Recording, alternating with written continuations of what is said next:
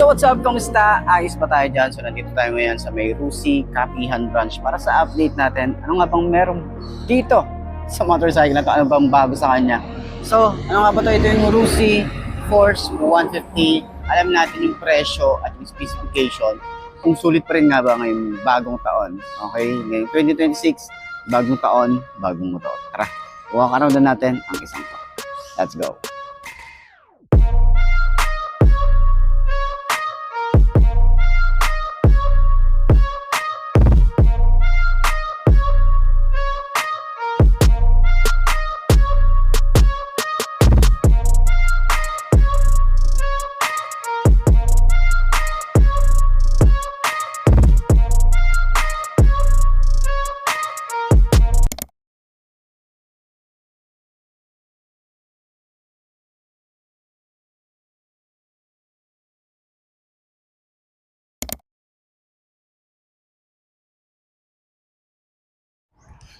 So ayun ang mga best no, sa lahat ng mga nagtatanong, magkano nga ba ang ganitong motorcycle? Ito ay nagkakahalaga ng 110,000 kapag kinuha nyo ng cash. At syempre, available din po sila sa installment.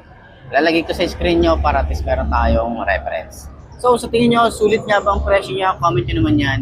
At para dun sa lahat ng mga nakagamit na ganitong motorcycle, baka pwede nyo i-share dyan sa comment section. Ano nga ba yung naging experience nyo sa motorcycle na to? Ayos na ayos yan.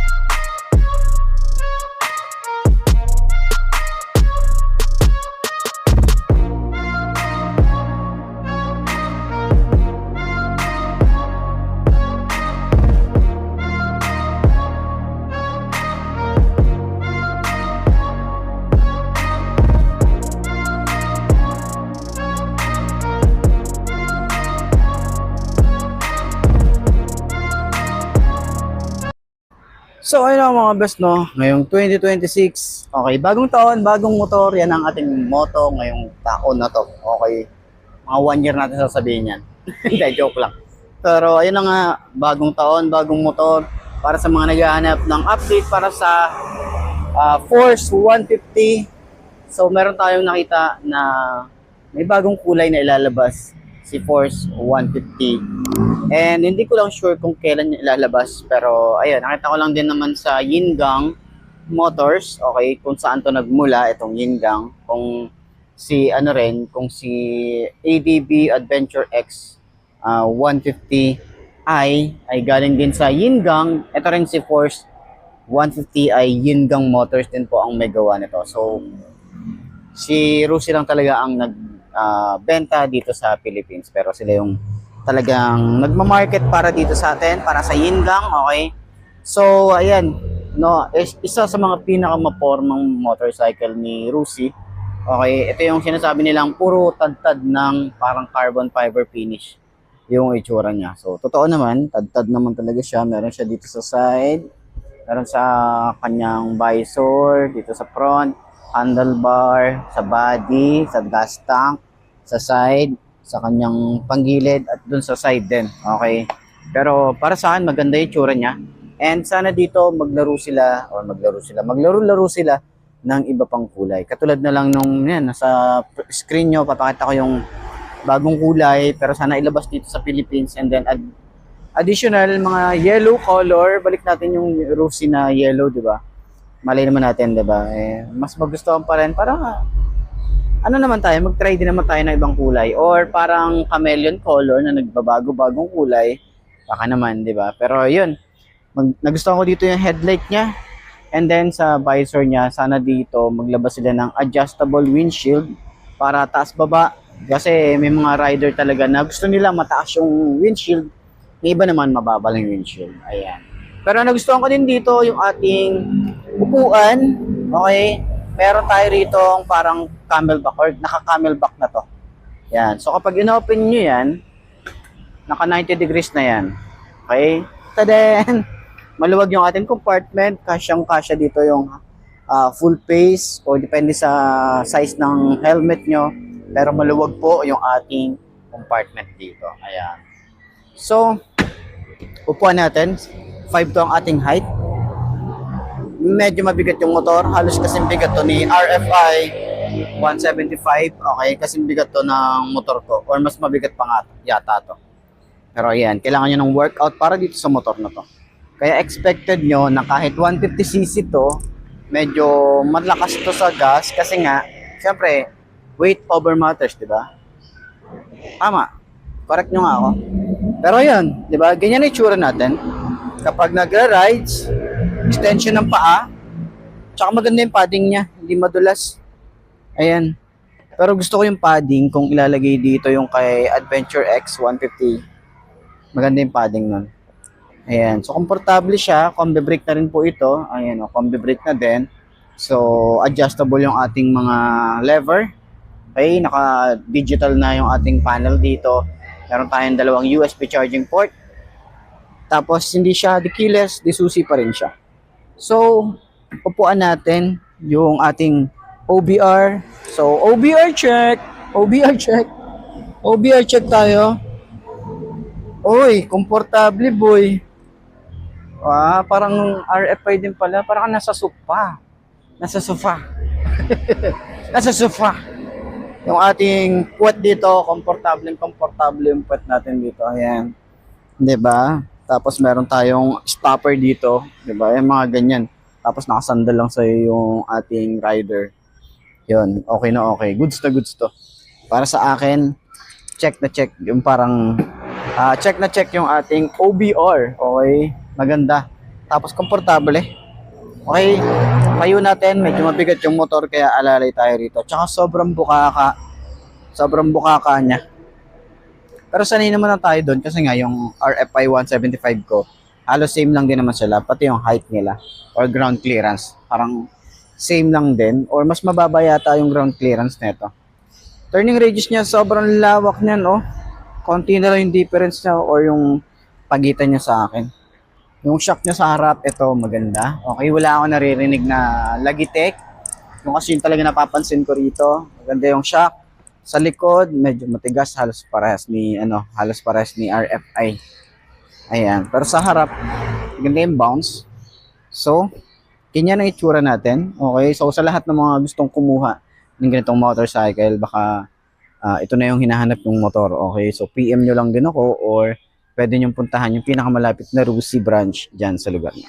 Okay? So, yun lamang po at maraming salamat. Center stand natin. Magaan ba siyang i-center stand? Hindi ka ba mapepersa? Magaan lang. Kahit mabigat yung motor, goods na goods lang, i-center stand. Ayos!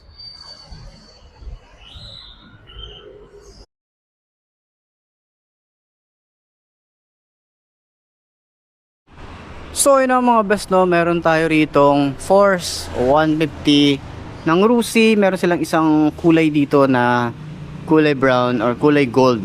Okay? Yung kanyang colorway and then matte combination na kulay black. Okay? So umpisahan natin dito sa windshield. Meron tayo ritong maganda, maangas. Okay, gusto ko yung datingan niya. Naka Euro 4 na rin tayo rito. Okay? Pero yung windshield niya, ito, parang cover siya eh. Tingin ko yung cover niya rito. Ayan o. Okay, tinatanggal yung bolts dito sa likod. Meron tayong dalawang bolts dito and dito. Para matanggal natin tong cover na to. Kung gusto nyo tanggalin to, pwede. Okay, saka nyo matatanggal pa lang yung pinaka windshield niya. Okay, so ganun yung function niya or ganun siya binabaklas. Medyo mabusisi or madiwara. Okay, parang sa RFI natin. Pero yan, para tayo ritong naka carbon fiber finish. Ang ganda ng texture talaga na ito. Dito rin sa part na to. And then puro sharp design yung makikita natin dito. And then dito sa side na to, pwede nyo palagyan to ng ng dash cam. Pabutasan nyo lang to dun sa mga magagaling magbutas ng ganito. Pwede nyo palagyan yan ng dash cam para safety features na rin natin. And then meron tayo ritong projected lamp, dalawa naman yan. And then meron tayo ritong maliit na LED. Ayan, high and low nandiyan na rin. Signal light natin nandito sa side na to. Meron din siyang maliliit na ilaw dito. Okay, ayan, tingnan nyo naman. Busina nandito sa ilalim. Sa side naman, naka-telescopic fork. Meron tayong Rusi na naka-emboss. Naka-combi brake na rin tayo dito. Magandang fender. May mga patulis din tayo na design dito. May Rusi dito na kulay yellow. Pero ito okay na din sa akin to. Pero mas maganda tanggalin nyo na lang. Kasi mas maganda tong emblem na to.